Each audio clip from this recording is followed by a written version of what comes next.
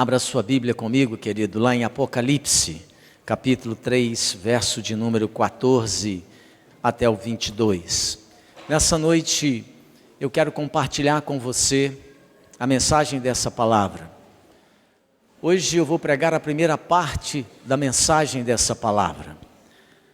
O tema da minha palavra hoje é a Igreja de Laodiceia, primeira parte. O segundo capítulo será domingo que vem desse tema. E por que eu quero falar sobre a Igreja de Laodiceia? Porque quando você olha as Escrituras Sagradas, quando você começa a ler o livro de Apocalipse, e que João tem uma revelação dada por Deus na ilha de Pátimos, quando ele estava exilado pelo imperador Domiciano, sendo a igreja perseguida violentamente pelo Império Romano.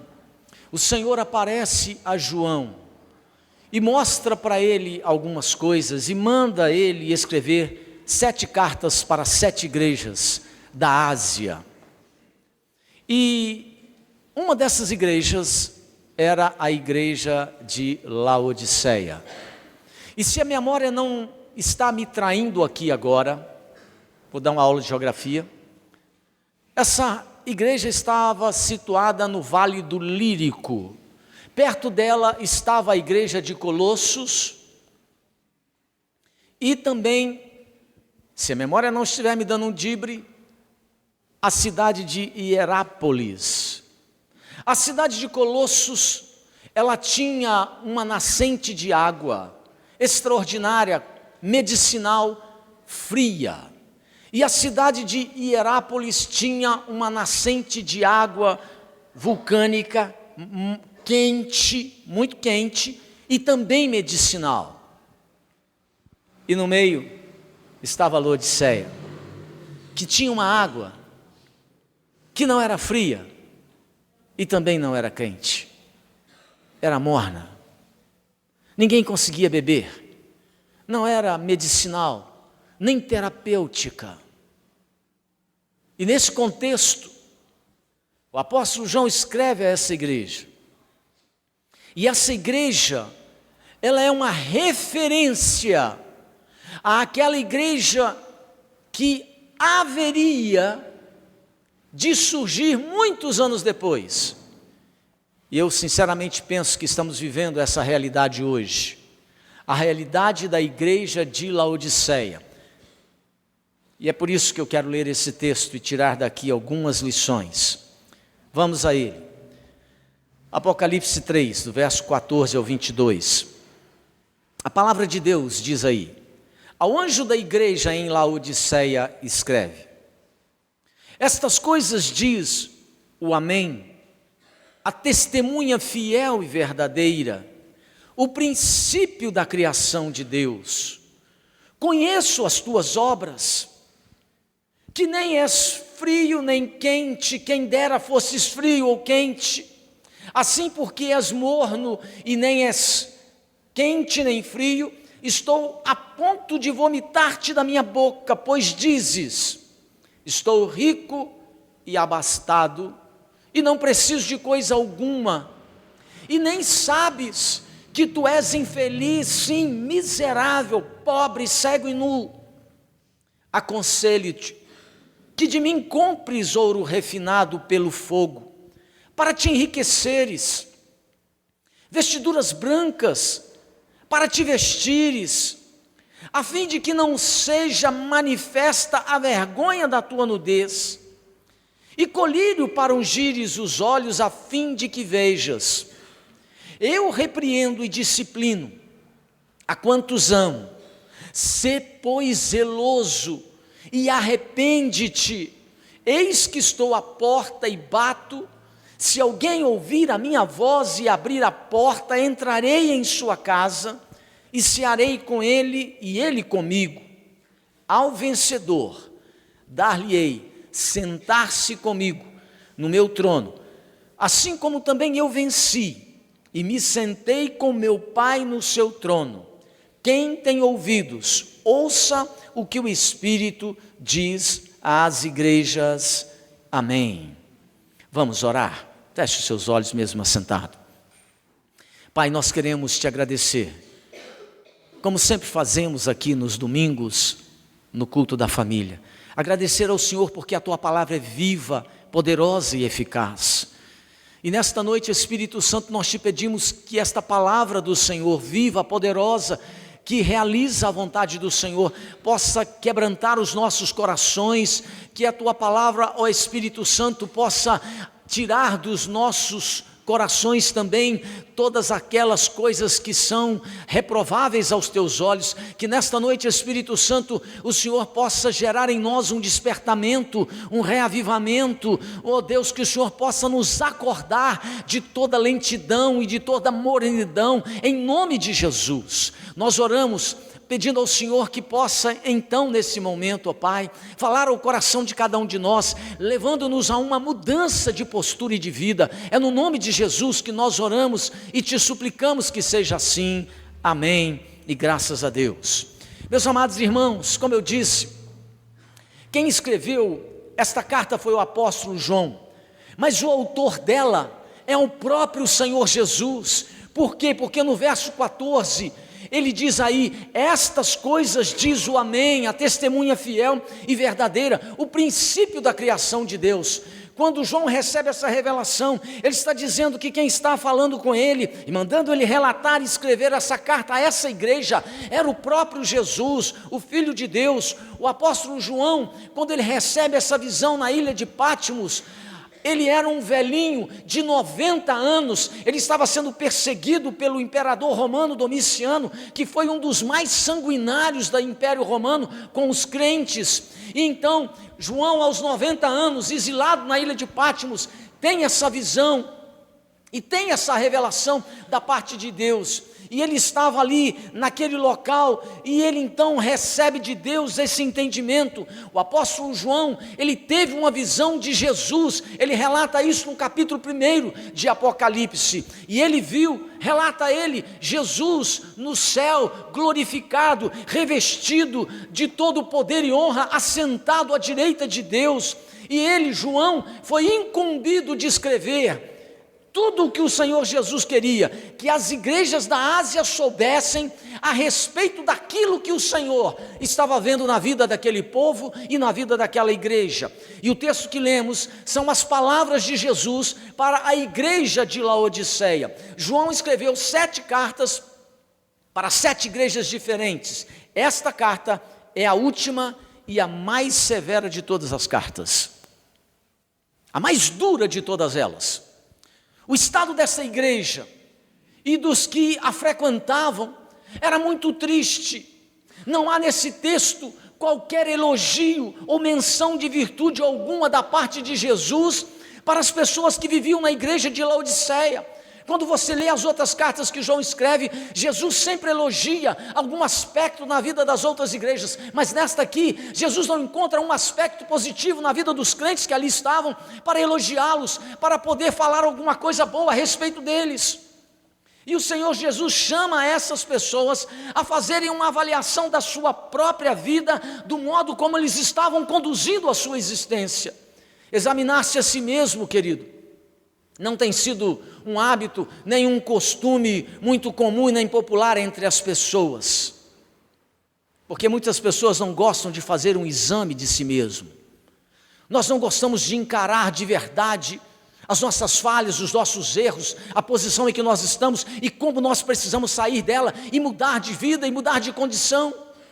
Mas o que é que o Senhor Jesus nesse texto condena nesta igreja e reprova na vida das pessoas que a estavam frequentando? O que é que Jesus estava vendo e que não agradava aos seus olhos? O que Cristo estava percebendo na vida das pessoas que estavam nessa comunidade cristã e que ele não aprova de jeito nenhum? Algumas coisas que você e eu precisamos tomar muito cuidado, porque se você estiver nessa condição, você pode ser reprovado e você nunca pisará na cidade eterna. Em primeiro lugar, eles são, diz aqui o texto bíblico, reprovados porque são mornos. Diz aí o verso 16 o seguinte: assim, porque és morno, e nem és quente nem frio, estou a ponto de vomitar-te da minha boca. Sabe o que Jesus está fazendo? Jesus pega um elemento que era muito conhecido de todos os moradores de Laodiceia, aquela água morna que existia ali. Colossos tinha uma água fria, medicinal, Hierápolis tinha uma água quente, também medicinal, mas lá em Laodiceia havia uma água morna que não era medicinal, era intragável, ninguém conseguia beber daquela água, nem o viajante mais sedento se atreveria a beber daquela água. E o Senhor Jesus lança mão desta figura comum ao povo desta igreja para advertir, para chamar a atenção deles. As pessoas que frequentavam esta igreja achavam que aquilo que elas estavam fazendo com as suas vidas e dentro da comunidade era bom, era legal, era aceitável a Deus. Na visão deles, eles estavam caminhando até muito bem na fé em Cristo. Na visão deles, eles estavam indo bem, mas não era isso. Eles estavam aqui, de acordo com a palavra de Deus, sendo espiritualmente indefinidos. Eles participavam do culto, da adoração, da mesa do Senhor, mas também eles gostavam da vida social noturna e das festas inconvenientes que se faziam e se praticavam naquela cidade. Igual muitas pessoas que estão dentro das igrejas. A gente encontra, eu disse aqui hoje cedo, na abertura da escola dominical, que muitas pessoas não têm nenhuma dificuldade de frequentar a igreja e de participar da vida comum, secular deste mundo. Vai na igreja, bate palma, canta, mas não tem nenhum problema sentar no boteco, tomar uma cerveja, não tem nenhum problema ouvir música secular, Ivete Sangalo e tantas outras por aí, não tem nenhum problema fazer isso, nada, é tudo normal. Não, pastor, eu conheço gente que é bacana demais, pastor, que é gente de melhor qualidade e que não dá mau testemunho como muita gente dá. Aí a pessoa, quando vai se vestir e vai numa festa de casamento ou de aniversário, você olha para as mulheres que frequentam a igreja e elas vão com um vestido extremamente decotado, com um vestido extremamente apertado, com todas as curvas do corpo aparecendo, despertando a atenção dos homens, chamando a atenção, provocando sensualidade no ambiente. Elas não veem nenhuma dificuldade. Quantas pessoas vivem assim dentro da igreja? A Bíblia diz que esse povo de Laodiceia, eles gostavam também de fazer algumas coisas na igreja. Eles gostavam, por exemplo, de assistir os cultos, queridos, porque isto faziam com que eles se sentissem mais próximos de Deus, mas eles não renunciavam aos prazeres do sangue e da carne de jeito nenhum. Eles sentiam prazeres e participavam da vida noturna e das agitações que aquela cidade oferecia. Eles estavam, segundo Jesus disse, eles estavam espiritualmente indefinidos, eles eram mornos, estavam no meio do caminho, eles não se entregavam totalmente ao Senhor Jesus, mas eles também temiam ir para o mundo, então eles ficavam no meio do caminho. É como alguns dizem, um pé na igreja e um pé no mundo. É o Raimundo, o crente é Raimundo, pé na igreja e um pé no mundo. E quem discernia essa situação era o próprio Senhor Jesus. No verso 14, Jesus diz: essas coisas diz o Amém, a testemunha fiel e verdadeira, o princípio da criação de Deus. E aí Jesus libera uma palavra forte, ele diz assim: conheço as tuas obras. Você sabe o que é isso? Conheço as tuas obras.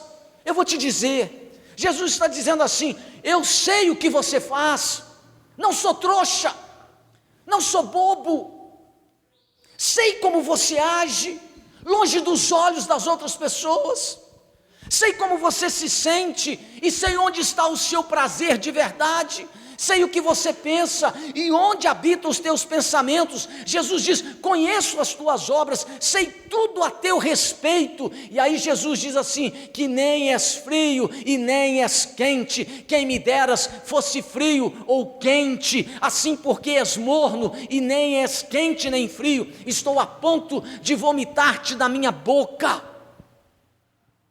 Amados, esse é o desgosto, é a expressão de desgosto que o Senhor Jesus sente com a igreja e com aqueles crentes que são espiritualmente mornos, que são espiritualmente indefinidos. Qualquer outra condição na vida das pessoas, espiritualmente falando, seria mais promissora para o Senhor Jesus. O problema da igreja de Laodiceia, ele não era um problema teológico, ele não era um problema moral. O que faltava a essas pessoas era fervor espiritual. A vida espiritual deles era morna, indefinível, apática, indiferente. Eles eram acomodados, e Jesus identificou que esses crentes eram mornos, e é muito pior ser morno, porque é melhor você ser crente, ou ser quente ou frio.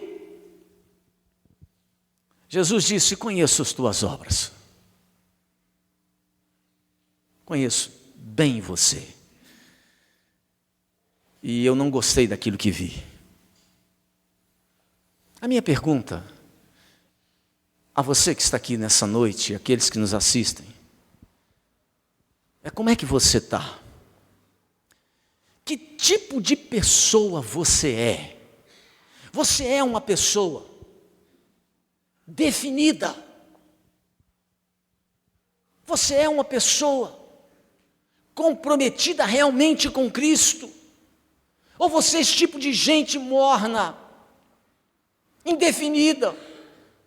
A gente olha daqui e não sabe se pode contar com você no reino de Deus, na igreja de Cristo, porque hoje você está e domingo que vem você não está. Você vem um culto, falta 2. Vem 2, falta 3. Sabe o que é isso? Gente morna. Como eu disse hoje cedo, o que foi feito do texto bíblico para aqueles que se dizem crente em Cristo, quando o salmista diz: alegrei-me quando me disseram vamos à casa do Senhor. Muitos de vocês não têm alegria de vir à casa do Senhor. Muitos de vocês vêm por obrigação, bater cartão, pastor não cobrar, para a mulher não falar, para o marido não encher paciência. Antigamente era alegria vir à casa do Senhor, mas para muitos é apenas um programa social, é o morno. É esse tipo de gente que Deus não está tolerando mais. O Senhor disse para essas pessoas que era melhor que fosse quente ou frio. Jesus identificou que um crente morno é pior do que um incrédulo frio. A primeira reprovação, mornidão. Como é que você está? Como é que é a nossa comunidade?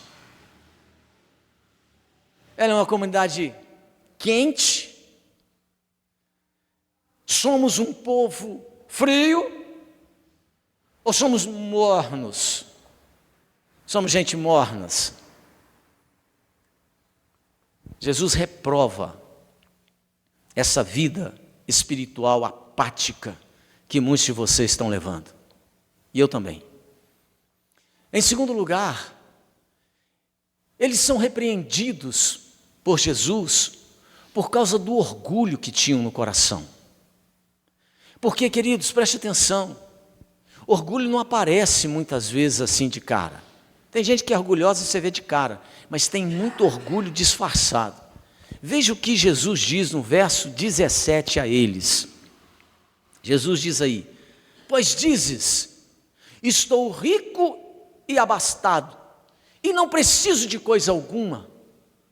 As pessoas que frequentavam esta igreja tinham um conceito de si mesma o seguinte: nós estamos bem, nós estamos bem, estamos ricos, e não apenas ricos do ponto de vista financeiro. Sabe por quê? Laodiceia ficava num ponto estratégico aonde passavam muitas mercadorias. Então a cidade era muito bem localizada do ponto estratégico para aquele mercado que acontecia naquela região. E ali na cidade de Laodiceia havia muitos banqueiros, havia fábricas que produziam um linho finíssimo, caríssimo.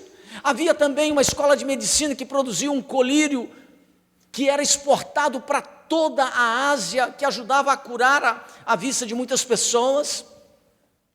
E eles eram tão orgulhosos, que no ano 61 depois de Cristo, um terremoto destruiu toda essa cidade. E você sabe o que eles fizeram?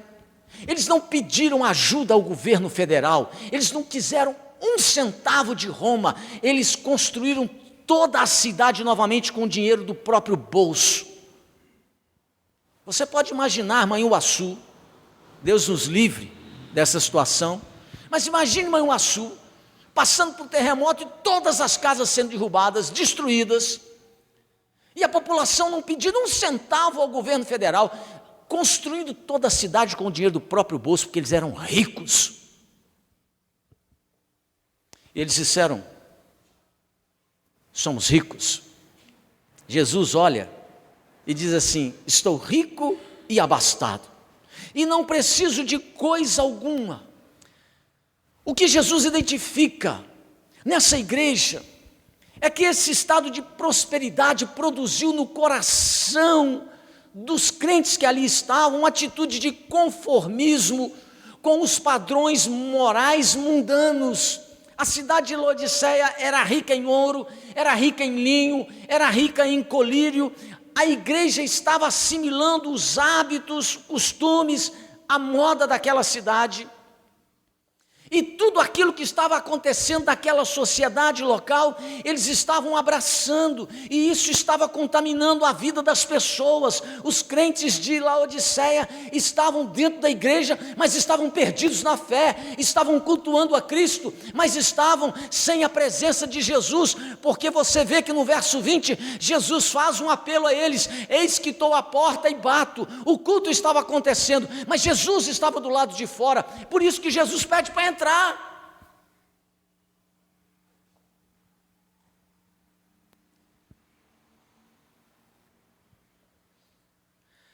A riqueza, irmãos, e o dinheiro é uma bênção. Não é bênção quando gera orgulho, não é bênção quando o dinheiro gera infidelidade ao Senhor nos dízimos e nas ofertas, não é bênção quando o dinheiro gera prepotência, vaidade, autossuficiência no coração da gente. E aí Jesus, diz esse texto, vem e diz a eles que eles são de verdade pobres, nus e cegos. Veja, o conceito que eles tinham é de que eles eram ricos e que eles não precisavam de nada. E Jesus diz a eles: vocês são pobres, vocês estão nus e vocês estão cegos. São pobres porque eles não têm como comprar o perdão dos seus pecados. Eles são nus porque eles não têm roupas adequadas para se apresentarem diante de Deus na eternidade. São cegos porque eles não conseguem enxergar a pobreza espiritual na qual eles estavam metidos. E por isso eles não sentiam necessidade de quebrantamento, não sentiam necessidade de mudança de vida, como muitos de nós. A gente começa a se acomodar, a gente começa a ficar frio, a gente começa a ficar morno, a gente começa a se acomodar, a gente vem na igreja apenas porque é uma obrigação social, e a gente começa a ficar espiritualmente indefinido, a gente começa a morrer por dentro, e a gente não enxerga isso. Jesus disse: vocês são pobres, estão nus, estão cegos. São cegos porque não conseguem enxergar a sua pobreza espiritual. E há muita gente cometendo esse mesmo erro ainda hoje. Se olham no espelho e ainda dizem o seguinte: eu vou à igreja, eu falto a um culto ou outro, e se na igreja tiver algum coral, eu canto nele também, faço lá a minha obrigação e está tudo bem. E eles acreditam, porque estão fazendo esses negócios de estar indo a um culto ou outro, eles acreditam que são ricos para com Deus, mas eles estão enganados. No verso 18, veja o que Jesus diz a eles.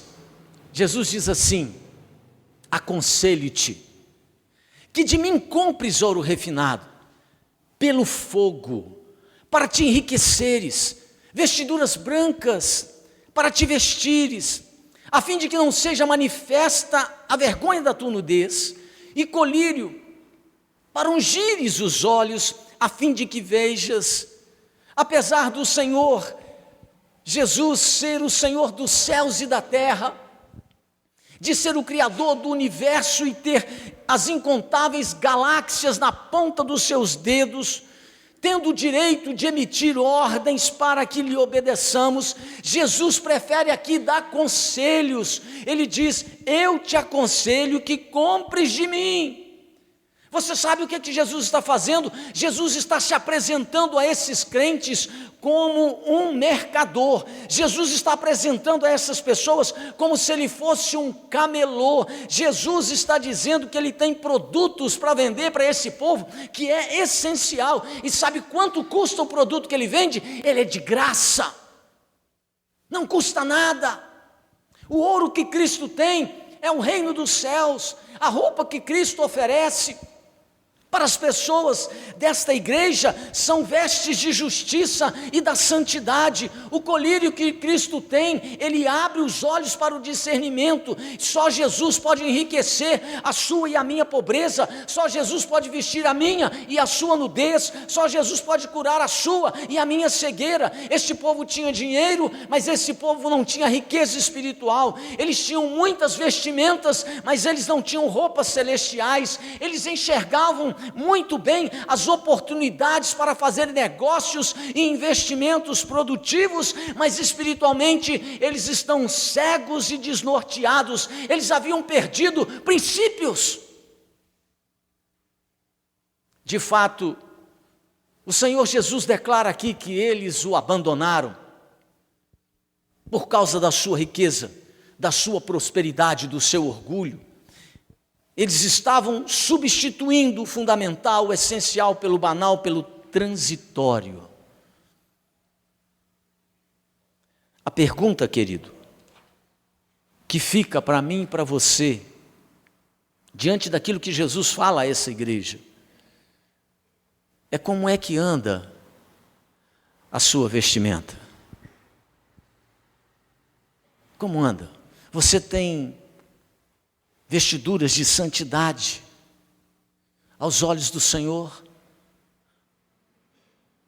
Ou você é do tipo morno, que é santo na igreja e ímpio lá na escola? Você é do tipo que tem uma roupa, eu acho isso muito curioso, uma roupa para vir à igreja e outra para usar lá fora. Deixa eu te dizer uma coisa: a roupa que você usa aqui tem que ser a mesma que você usa lá fora, porque se ela não serve para ser usada dentro da igreja, ela também não serve para ser usada lá na rua. Como é que você é? Será que você é o inimigo do Batman, o Duas Caras? Quem viu o filme do Batman sabe o Duas Caras. Jesus está olhando para esse povo e dizendo que eles se consideravam bem, que eles se consideravam prósperos, mas eles estavam, na verdade, eram pobres, nus e cegos. E o Senhor Jesus dá um conselho. Diz a eles que Ele tem ouro refinado para vender, que Ele tem veste adequada para te dar e colírio para curar os seus olhos. Em terceiro lugar, Jesus repreende essas pessoas da igreja de Laodiceia, dizendo que mornidão, escute isso, mornidão espiritual associada à riqueza material gera ansiedade, angústia e infelicidade. É isso que você está entendendo. Eu vou ser bem mais claro para você. Jesus está dizendo para essas pessoas que mornidão espiritual associada à riqueza material gera infelicidade.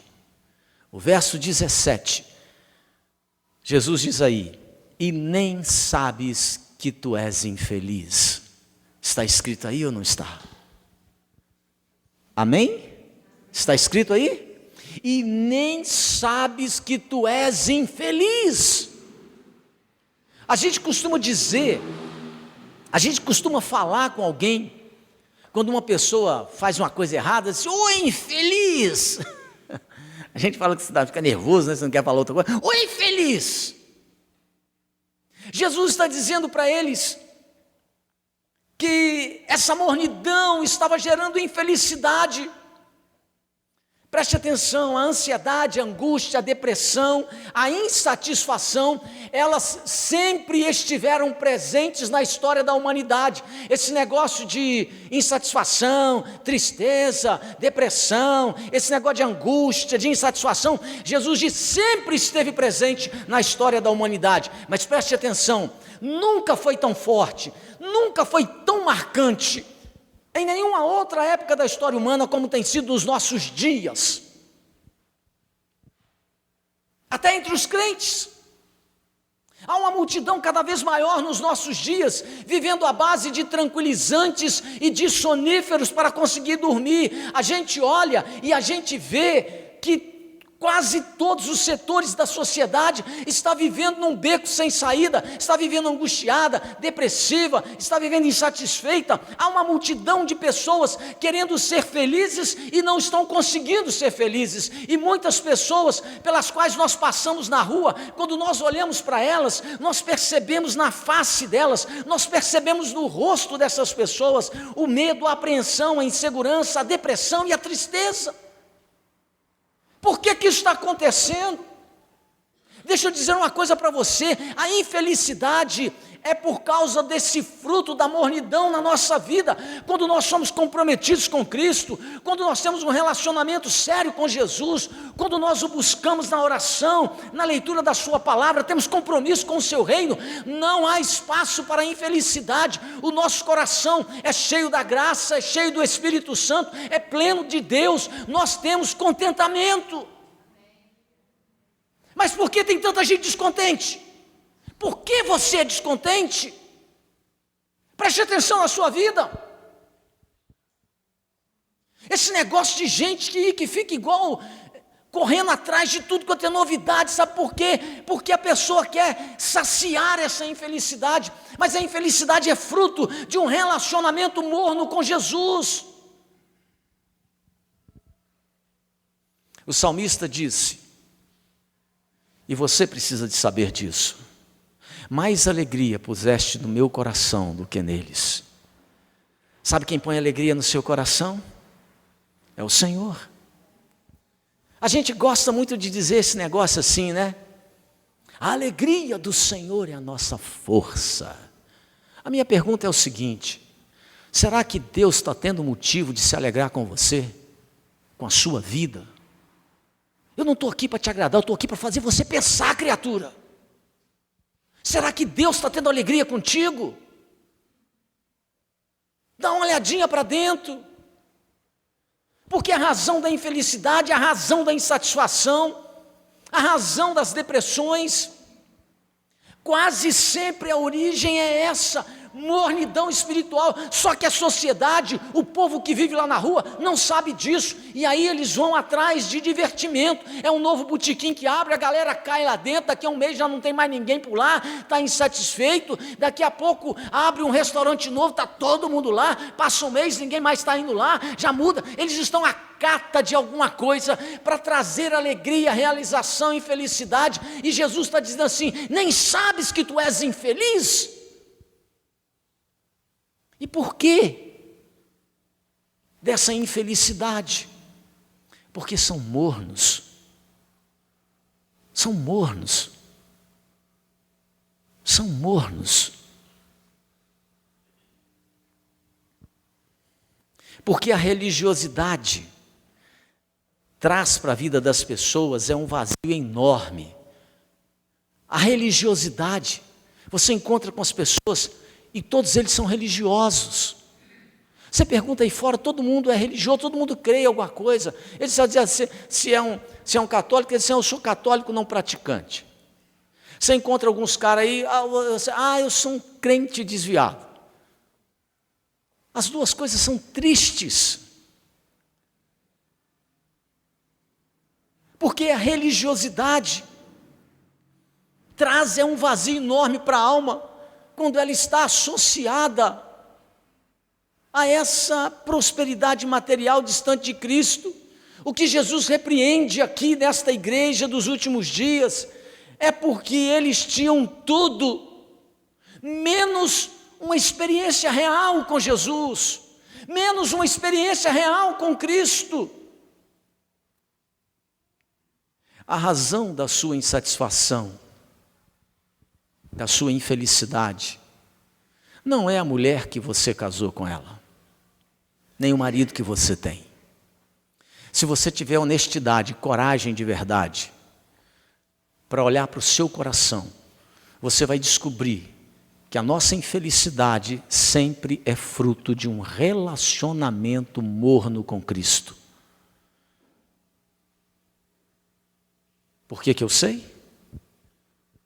Eu estou terminando de fazer a minha leitura anual da minha Bíblia. E esses dias eu li de novo 1 Coríntios 13.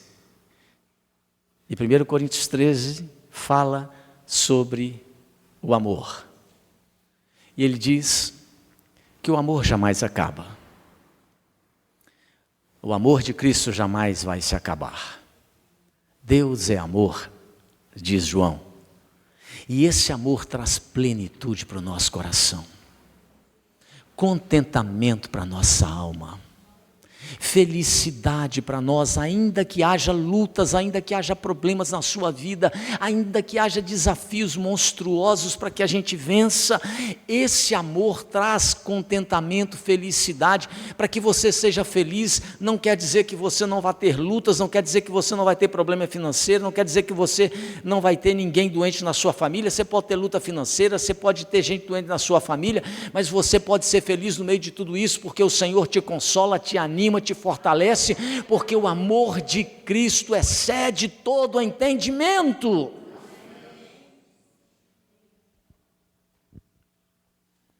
Quanta gente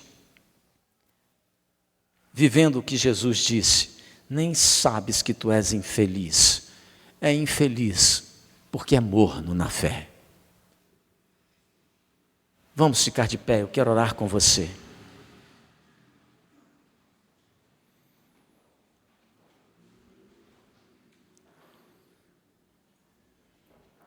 Sinceramente, eu não quero fazer parte da igreja de Laodiceia. Não quero fazer parte da comunidade de Laodiceia. Sinceramente, eu gostaria que você também não fizesse parte dessa igreja, em nome de Jesus. Porque hoje eu estou aqui para trazer para você esse alerta em nome de Cristo. Não seja morno, não seja indiferente, não seja espiritualmente indefinido, indefinida, não seja espiritualmente alguém que a gente olha e não pode dizer o que de fato você é, que a gente não consegue identificar. Não seja o crente Raimundo, um pé na igreja e outro no mundo. Não seja morno, porque pessoas mornas, Jesus disse aqui, ele está a ponto de vomitar da sua boca. E essa carta foi escrita para uma igreja, para pessoas como você e eu, crentes. O que tem que te levar a pensar na sua vida e no seu relacionamento com Cristo. Então nós vamos orar. E eu quero que você agora feche seus olhos e faça um exercício pessoal. Pense um pouquinho na sua vida. Como Cristo vê você hoje, querido? Como que Jesus está te vendo? Jesus disse a essa igreja: conheço as tuas obras. Eu te conheço bem, sei quem você é, sei o que você faz, sei como você age, sei como você sente, sei aonde está o seu prazer, sei o que você pensa e onde habita os teus pensamentos. Jesus diz: conheço as tuas obras, sei tudo a teu respeito. Pastor pode não saber, a mãe pode não saber, o pai, o marido, a esposa pode não saber, mas Jesus sabe tudo.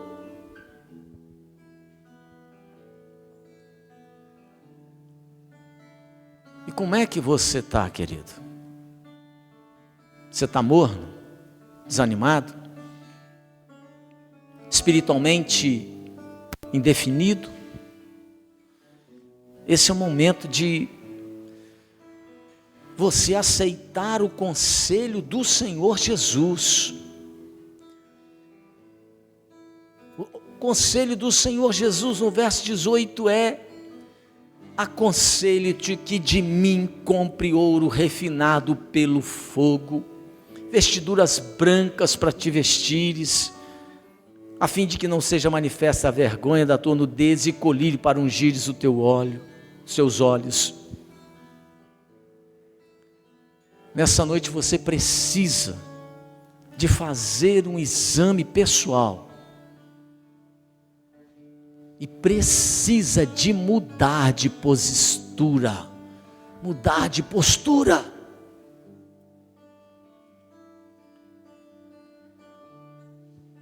E nós vamos orar agora. Você precisa mudar. Eu quero orar junto com você. Se você precisa, entende que precisa de mudar, nós vamos clamar a Deus aqui juntos. Você vai sair do seu lugar e vai vir no altar. Eu preciso de mudar, Pai. Preciso. Se você precisa, sai do seu lugar, nós vamos orar juntos aqui. Não, eu preciso. Eu estou fazendo um exame aqui hoje, Jesus, e eu preciso mudar tanta coisa. Eu preciso mudar, preciso mudar. Se você precisa, sai do seu lugar e nós vamos orar. Esse é o momento da gente estar orando junto. Deus, eu reconheço que eu preciso de mudar. Preciso. Eu preciso de mudar. Preciso de mudar. Eu preciso de mudar. Eu preciso de mudar. Vamos orar, queridos. Chegue no altar. Pode chegar mais perto do altar. Nós vamos orar juntos. Quando eu oro por essa igreja, quando eu oro por você, eu oro primeiro para mim. E eu falo com Deus: Senhor, o fogo tem que ser ateado primeiro no altar, no meu coração. Primeiro no meu coração. Depois, na vida das ovelhas que o Senhor me concedeu o privilégio de pastorear. Primeiro, o meu coração. Eu preciso de mais fogo. Eu preciso de mais santidade. Eu preciso de mais determinação para te servir. Eu não posso permitir que a minha luta ou os problemas que eu enfrento me impeçam, ou me paralisem, ou me tornem uma pessoa morna, ou que as muitas ocupações desta vida me tirem do foco que é o Senhor Jesus. Eu preciso mudar. E esta tem sido a minha oração pela esta igreja. Eu preciso de um avivamento na minha vida, para que esse avivamento alcance a sua vida, para que a obra que Cristo quer fazer nessa igreja comece antes no meu coração e depois alcance o seu coração. A minha experiência precisa ser semelhante à de Moisés. Primeiro eu vejo a face do Senhor, e depois que eu sair desse tempo de comunhão, as pessoas que me observarem vão ver que algo está acontecendo de novo na minha vida e no meu coração. Vamos orar juntos. Pai querido, eu quero colocar diante do Senhor nessa noite a vida dos meus irmãos e irmãs. Nós estamos aqui nessa noite, ó Deus, porque reconhecemos que nós precisamos de mudar. Senhor, a começar do altar da minha vida, eu preciso de mais fogo no meu coração, de mais graça na minha vida, de mais unção para expressar a Tua palavra, as ovelhas que o Senhor tem me confiado para pastorear. Mas, ó Deus, é necessário também que as Tuas ovelhas acolham a Tua palavra e queiram, ó Deus, uma mudança de vida, uma transformação, um despertamento. Senhor, não permita que sejamos pessoas mornas, não permita, Senhor, que sejamos pessoas espiritualmente indefinidas, não permita, ó Deus, que o comodismo, não permita, Senhor, que a indiferença tome conta do nosso coração, não nos deixe ser, ó Deus, insensíveis à Tua palavra. Nós não queremos escutar as Escrituras, a pregação, como se fosse uma obrigação social, mas nós queremos, ó Deus, ouvir a Tua palavra com o coração sensível, com a mente aberta, com a alma, ó Deus, sensibilizada pela Tua presença. Meu Deus, em nome de Jesus, aquelas coisas que precisam de mudar em nós, nós Te pedimos, Espírito Santo, mova agora no nosso coração, a Tua presença, Senhor, possa tirar tudo isso que embaraça a nossa caminhada, que a Tua presença, ó Deus, nos ajude a nos livrar de todo o embaraço que tem nos atrapalhado nessa caminhada. Nós queremos viver, ó Deus, a verdade que Hebreus diz, desembaraçando-nos de todo o peso e de todo o pecado que tenazmente nos assedia.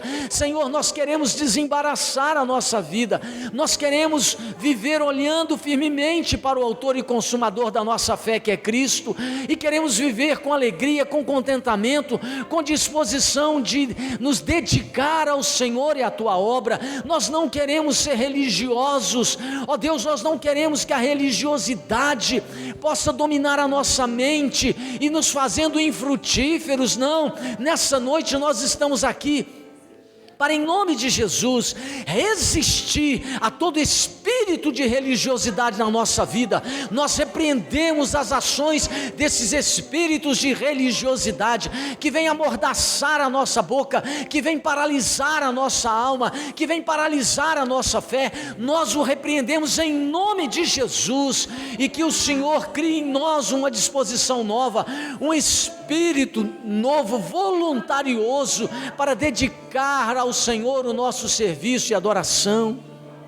Ó Deus, ouve o nosso clamor, aceita a nossa confissão também, perdoa o nosso pecado, a nossa indiferença, perdoa a nossa frieza, perdoa, Senhor, porque nós abrimos mão de tantas coisas, que fomos ficando, ó Deus, entregues ao comodismo, ao conformismo. Perdoa o nosso pecado nesta hora, e agora oramos como o salmista: cria em nós, ó Deus, um espírito inabalável, cria em nós um espírito renovado, Senhor.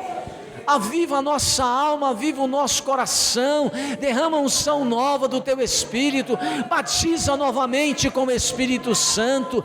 Meu Deus, encha o Teu povo, a Tua igreja, com a visitação do Espírito Santo, de maneira que haja dons no nosso meio, exercício de ministérios para a glória do nome de Jesus. Ó Deus, renova a unção, a graça, a disposição de nos gastarmos na Tua obra. A nossa oração é por um avivamento neste local, a começar em nós, Senhor, no nosso coração. Nós oramos em nome de Jesus nesta hora, em nome de Jesus, amém.